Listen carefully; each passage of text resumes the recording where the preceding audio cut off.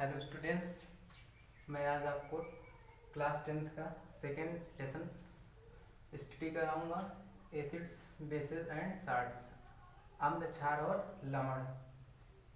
इसमें मैं अम्ल क्या होते हैं, क्षारक क्या होते हैं, लवण क्या होते हैं, इनके बारे में बताऊंगा। और जो लवण परिवार होता है इसके कुछ important compound name, preparation methods पूछी जाती है, वो इस वीडियो में मैं आपको बताऊंगा। तो सबसे पहले हम देखते हैं अम्ल क्या होते हैं। तो अम्ल की परिभाषा दे देंगे। अम्ल वे होते हैं जो स्वाद में खट्टे होते हैं और ये नीले लिटमस पेपर को लाल कर देते हैं। या इनकी दूसरी डिफिनीशन अर्हीनियस के अनुसार दे सकते हैं। अर्हीनियस ने बताया कि अम्ल जलीय विलयन में H+ आयन देते हैं। तो दूसरी डिफिनीशन इनकी हम ये लिख सकते हैं कि अम्ल जो होते हैं वो जलीय विलयन में H+ आयन देते हैं। फिर जो अम्ल होते हैं ये दो प्रकार के होते हैं। एक आपका प्रबल अम्ल जिसको स्ट्रॉन्ग एसिड बोलते हैं, दूसरा आपका दुर्बल अम्ल जिसको वीक एसिड बोलते हैं। तो जो प्रबल अम्ल होता है इसकी डिफिनीशन हम लिख नहीं रहे हैं, आप लोगों को बता दे रहे हैं, जब नोट्स बनाएं तो उसको लिख लेना। वे अम्ल जो जल में घोलने पर पूर्णतया वियोजित हो जाते हैं उनको प्रबल अम्ल बोलते हैं। एग्जाम्पल में ये दिखा देंगे H2SO4 HCl HNO3। दुर्बल अम्ल वे अम्ल होते हैं जो जल में वियोजित करते हैं या जल में घोलते हैं तो पूर्णतया वियोजित नहीं होते हैं, जैसे CH3 COOH और HCl ये होते हैं। फिर इसके फिजिकल प्रॉपर्टीज़ कि जो हमारा अम्ल होते हैं इनके भौतिक गुण क्या होते हैं। तो पहला भौतिक गुण इनके लिख नहीं रहे क्योंकि वो ज़्यादा पूछे नहीं जाते हैं। तो भौतिक गुण जो स्वाद, इनका स्वाद खट्टा होता है, पहला हो गया। दूसरा जो फिजिकल प्रॉपर्टीज़ ये नीले लिटमस पेपर को लाल कर देते हैं।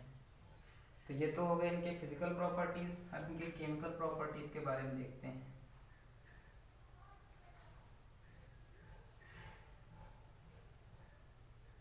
केमिकल प्रॉपर्टीज़ में फर्स्ट इनकी रिएक्शन जब धातुओं से करवाते हैं, यानी कि रिएक्शन विद मेटल्स। तो जब किसी भी अम्ल की क्रिया धातुओं से करवाते हैं तो लवण बनाते हैं तथा हाइड्रोजन गैस मुक्त करते हैं। थ्योरी हम यहाँ पे लिख नहीं रहे हैं, आप लोग जब नोट्स बनाएं तो लिख लेना। जब किसी अम्ल की क्रिया या अभिक्रिया धातुओं से हम करवाते हैं तो वह लवण बनाता है तथा हाइड्रोजन गैस मुक्त करता है। जैसे यहाँ पे हम एग्जाम्पल कोई ले लें, कोई भी धातु ले लिए, मैग्नीशियम ले लिया और अम्ल ले लो। इसकी जब क्रिया कराएंगे तो ये आपका बन जाएगा MgCl2 प्लस हाइड्रोजन गैस मुक्त कर देगा। तो यहाँ पे हमने मैग्नीशियम ले लिया, हाइड्रोक्लोरिक एसिड HCl ले लिया, ये आपका इधर लवण बन गया और हाइड्रोजन गैस। समीकरण बैलेंस नहीं है, क्लोरीन के दो हैं, हाइड्रोजन के दो हैं, यहाँ पे दो लगा देंगे। ये आपका फर्स्ट हो गया केमिकल प्रॉपर्टी कि जब धातुओं की क्रिया या अम्लों की क्रिया धातुओं से करवाते हैं तो लवण बनता है तथा हाइड्रोजन गैस मुक्त करता है। सेकेंड इसका देखेंगे chemical properties, reaction with metallic oxide.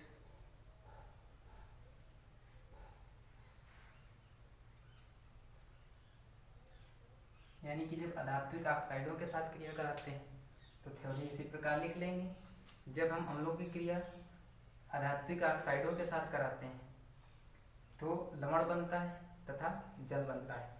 जैसे इसका एग्जांपल देख लेंगे, यहाँ पे CaO ले ली प्लस HCl ले ली, जब क्रिया करवाएं तो ये आपका बन जाएगा CaCl2 प्लस H2O, यानी कि ये आपका लवण बन गया, कैल्शियम क्लोराइड, और जल बन गया। हम बैलेंस नहीं समीकरण, हाइड्रोजन के दो हैं, क्लोरीन के दो हैं, तो ये आपका 2HCl। तो इसकी थ्योरी लिख देंगे कि जब अम्लों की क्रिया धात्विक ऑक्साइडों के साथ करवाते हैं तो वहाँ पे लवण बनता है तथा जल बनता है। तो ये इसके हो गए केमिकल प्रॉपर्टीज़। अब इसके यूज़ क्या होते हैं अम्लों के।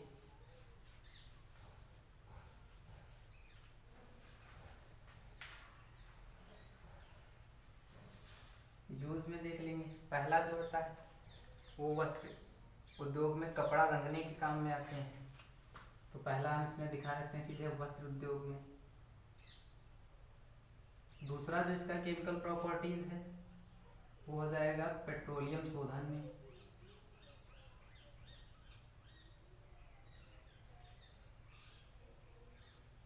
तीसरा लेड बैटरियों में। और जो आपका फोर्थ हो जाएगा यूज इसका वो हो जाएगा सोना यानी कि Au और Ag, चांदी सिल्वर बोलते हैं, सिंबल होता है, के शोधन में। तो ये आपके हो गए यूज। तो ये अम्ल की परिभाषा में स्वाद में खट्टे होते हैं, नीले लिटमस पेपर को लाल कर देते हैं, या दूसरी डिफिनीशन इनकी दे सकते हैं। ये दो प्रकार के होते हैं, प्रबल और दुर्बल। जो पूर्णतया वियोजित हो जाते हैं उनको प्रबल बोलते हैं, जो नहीं पूर्णतया वियोजित होते हैं उनको दुर्बल। फिर इनके फिजिकल प्रॉपर्टीज, ये कड़वे होते वो सॉरी ये स्वाद में खट्टे होते हैं और नीले लिटमस पेपर को लाल कर देते हैं। फिर इनका केमिकल प्रॉपर्टीज बताई थी, ये यूज हो गए इनके। तो ये हो गए अम्ल। नेक्स्ट देखते हैं क्षारक क्या होते हैं, जिनको इंग्लिश में बेसिस बोलते हैं।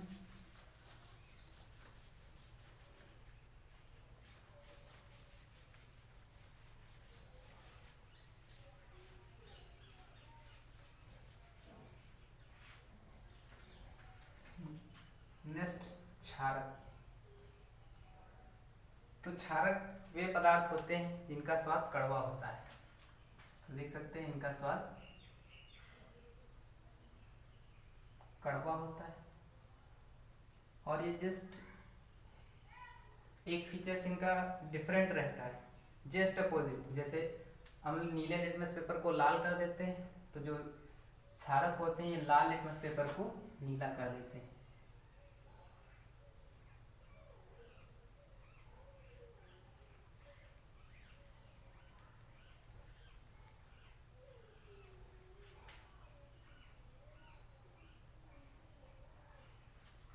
तो ये इनकी डिफिनीशन हो गई। अथवा इनकी डिफिनीशन हम लिख सकते हैं आर्हेनियस के अनुसार। उन्होंने बताया था कि जो क्षारक होते हैं वो जलीय विलयन में हाइड्रोक्साइड आयन देते हैं।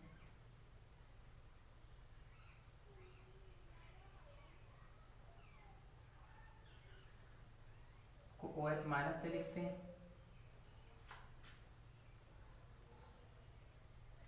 आयन देते हैं। तो ये हो गए क्षारक। ये भी दो प्रकार के होते हैं, प्रबल और दुर्बल। प्रबल क्षारक, दुर्बल क्षारक।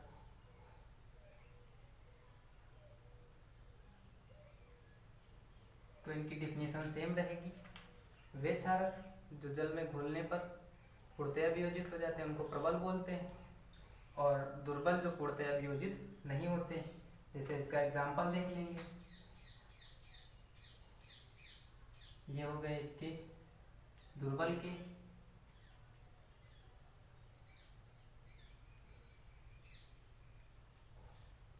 NH4OH हो जाएगा, ये इसके एग्जाम्पल हो गए।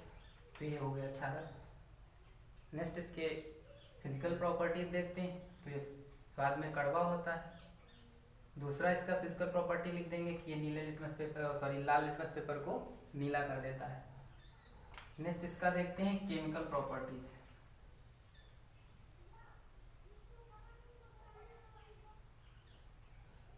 केमिकल प्रॉपर्टीज में पहला रिएक्शन विद मेटल्स।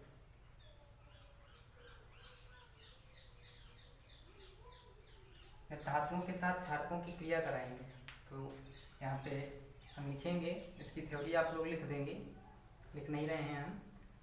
जब प्रबल क्षारक की क्रिया सक्रिय धातुओं से के साथ करवाई जाती है तो वहाँ पे हाइड्रोजन गैस मुक्त होती है। क्या मुक्त होती है? Hydrogen gas. तो जैसे यहाँ पे हम आप लोगों को इसका एग्जांपल ये दे रहे हैं। एक धातु ले लें जिंक, और एक कोई प्रबल क्षार ले लें NaOH। इसकी जब क्रिया कराओगे तो इसमें हाइड्रोजन गैस मुक्त होनी चाहिए। तो यहाँ पे बन जाएगा आपका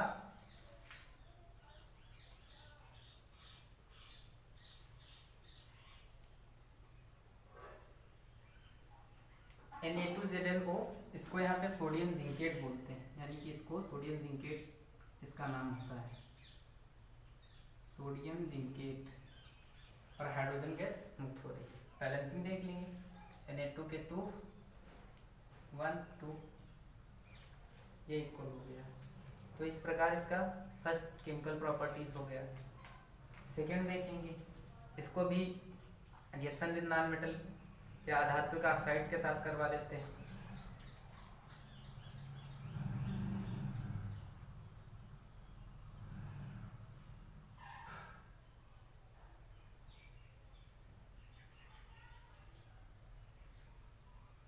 तो जब नॉन मेटेलिक ऑक्साइड के साथ करवाते हैं तो यह जब कोई क्षार होता है उसकी क्रिया नॉन मेटेलिक ऑक्साइड के साथ करवाते हैं तो ये लवण तथा जल बनाता है। जैसे यहाँ पे एग्जांपल देख लो, यहाँ पे एग्जांपल ये ले लिए non metallic oxide carbon dioxide और एक क्षार ले लो। जब क्रिया करोगे तो ये आपका बन जाएगा CaCO3 और प्लस जल। ये आपका हो गया, ये कार्बन डाइऑक्साइड है, ऑक्सीजन का एक परमाणु यहाँ पे जुड़ जाएगा, ये CO3 हो जाएगा। तो CaCO3 और हाइड्रोजन के 2 और 1 मिलके H2O का निर्माण कर देंगे। ये हो गया आपका कैल्शियम कार्बोनेट और ये जल बन गया। इसकी जगह कुछ हम कोई दूसरा भी ले सकते हैं, वहाँ पे भी लवण बनना चाहिए और जल बनना चाहिए। तो ये एग्जाम्पल हो गया। तो ये हो गए इसके केमिकल प्रॉपर्टीज। अब इसके यूज देखते हैं क्या होते हैं। क्षारकों के यूज, तो जो क्षारक होते हैं इनके क्या यूज होते हैं। तो क्षारक का पहला प्रयोग होता है साबुन निर्माण में, जो यूज होता है। दूसरा जो ये होते हैं चमड़ा उद्योग एवं खारे जल को मृदु बनाने में, तो दूसरा लिख लेंगे चमड़ा उद्योग में। तीसरा खारे पानी को मृदु बनाने में।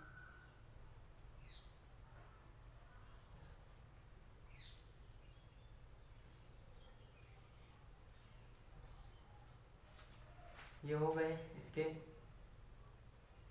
यूजेस।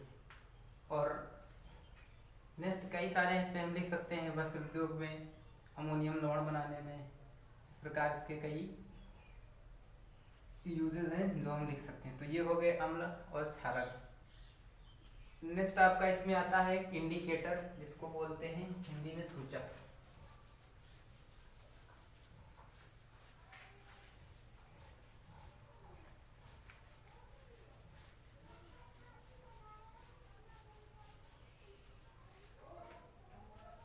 सूचक क्या होते हैं, इनको इंग्लिश में इंडिकेटर्स बोलते हैं।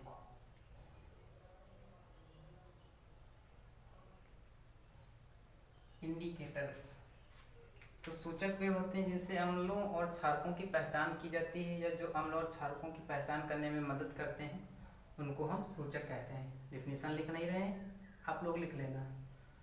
सूचक वे होते हैं जिनसे अम्ल और क्षारकों की पहचान की जाती है। ये 3 प्रकार के होते हैं सूचक। पहला प्राकृतिक सूचक, दूसरा कृत्रिम या इसको संश्लेषित भी बोलते हैं,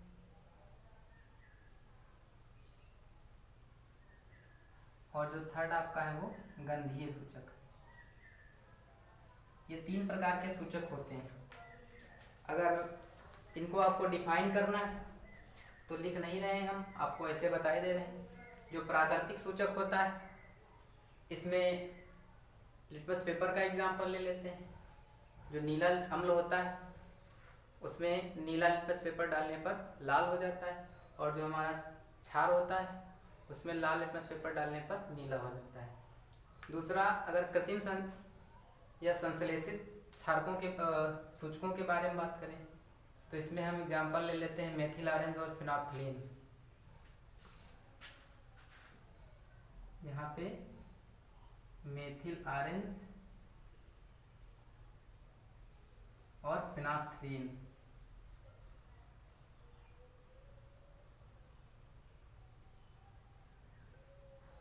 ये ले लिए। अब इसमें क्या पहचान होती?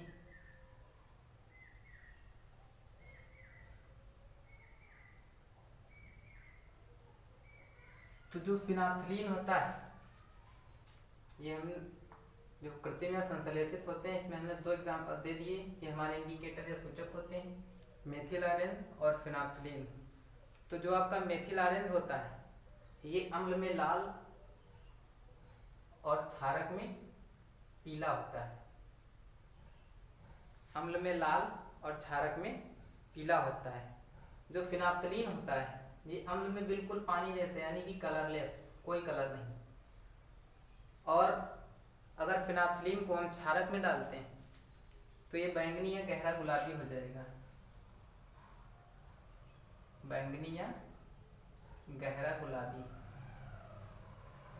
ये हो जाएगा आपका बैंगनी या गहरा गुलाबी।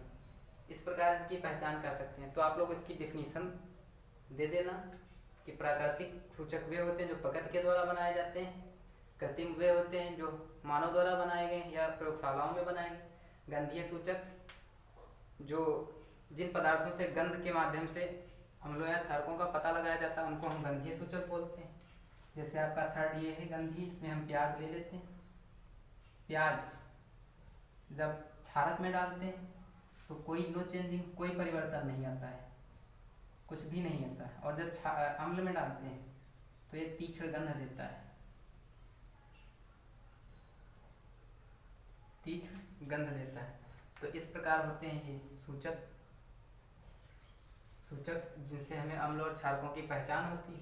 ये 3 प्रकार के होते हैं, प्राकृतिक, कृत्रिम, गंधीय। प्राकृतिक में लिटमस पेपर का एग्जाम्पल आपको दे दिया, इसमें मेथिल ऑरेंज और फिनाफ्थलीन। ये आपको मैंने बता दिया कि अम्ल में ये लाल, मेथिल ऑरेंज, और क्षारक में पीला होता है।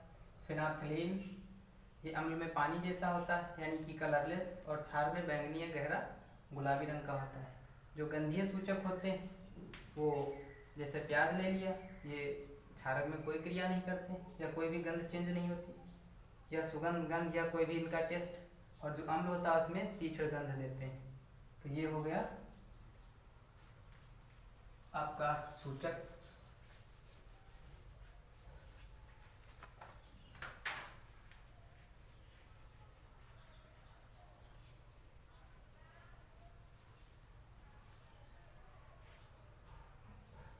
इसके बाद पीएच वैल्यू क्या होती है, पीएच मान किसको कहते हैं, या इसको पीएच मान बोलते हैं। पीएच वैल्यू या पीएच मान इसको बोलते हैं। तो पीएच मान या पीएच वैल्यू क्या होता है? तो इसमें जो हाइड्रोजन आयन के लघुगुणक होते हैं, हाइड्रोजन आयन के जो लघुगुणक होते हैं, उन्हीं के जो हाइड्रोजन आयन सांद्रता के ऋणात्मक लघुगुणक होते हैं, हाइड्रोजन आयन सांद्रता के जो ऋणात्मक लघुगुणक होते हैं,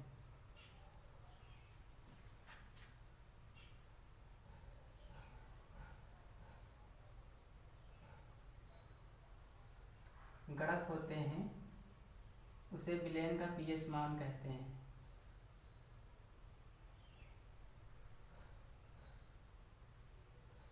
पीएच मान कहते हैं, यानी कि हाइड्रोजन आयन सांद्रता के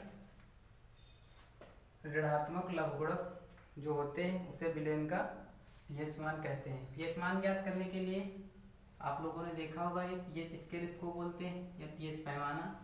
इसमें 1 to 14 होते हैं, 0, 1, 2, 3,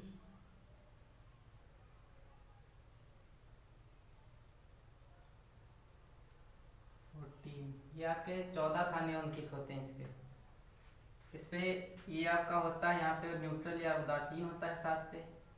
7 से जितना ऊपर जाएगा उतना अधिक क्षारीयता या क्षारीय होगा, जितना इससे कम आएगा उतना अम्लीय होगा और अम्लीयता बढ़ेगी और साथ में जो भी तत्व होगा वो आपका उदासीन होगा।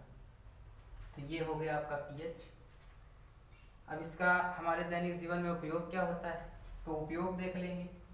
जो पीएच होता है, जो हमारा शरीर होता है, वो 5.6 पीएच पे काम करता है। दूसरा, अच्छी उपज के लिए जो फसलें होती हैं उनको अच्छे पीएच मान की आवश्यकता होती है। और तीसरा, पीएच मान के कारण ही दंत क्षय होता है। तो ये इसके उपयोग हो गए। तो ये हो गया आपका पीएच मान।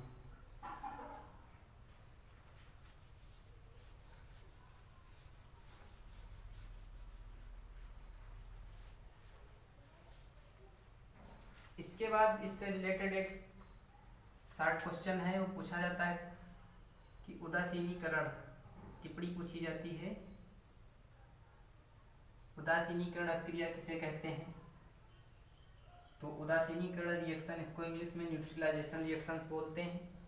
ये क्या होती है, तो जब अम्ल और क्षार, अभी आप लोग पीछे पढ़ चुके हो, जब अम्ल और क्षार परस्पर क्रिया करते हैं तो उसके फलस्वरूप लवण तथा जल बनता है और इसी क्रिया को हम उदासीनीकरण क्रिया कहते हैं।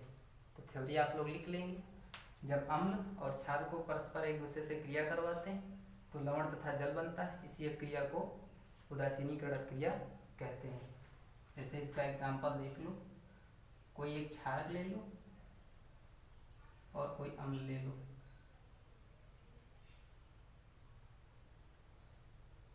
इसकी जब क्रिया करवाएंगे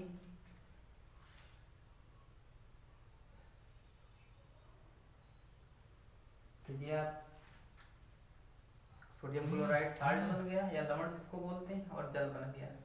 तो इसकी परिभाषा एक बार फिर देख लें। जब अम्ल और क्षार परस्पर क्रिया करते हैं तो उसके फलस्वरूप लवण तथा जल बनता है, उसी अपक्रिया को हम उदासीनीकरण अपक्रिया कहते हैं। जैसे हमने सोडियम हाइड्रोक्साइड ले लिया, हाइड्रोक्लोरिक एसिड ले लिया, इसकी क्रिया करवा दी तो सोडियम क्लोराइड बन गया और जल मुक्त हो गया, वो सॉरी जल बन गया। तो ये आपकी उदासीनीकरण अपक्रिया हो गई, ये पूछी जाती है। तो इस वीडियो में आप लोगों को मैंने इतना बताया, आशा करता हूँ आप लोगों की समझ में आ गया होगा। नेक्स्ट वीडियो में मैं आपको जो लवण परिवार के कंपाउंड्स हैं उनकी प्रिपरेशन मेथड, केमिकल प्रॉपर्टीज़ और फिजिकल प्रॉपर्टीज़ बताऊंगा। थैंक्स।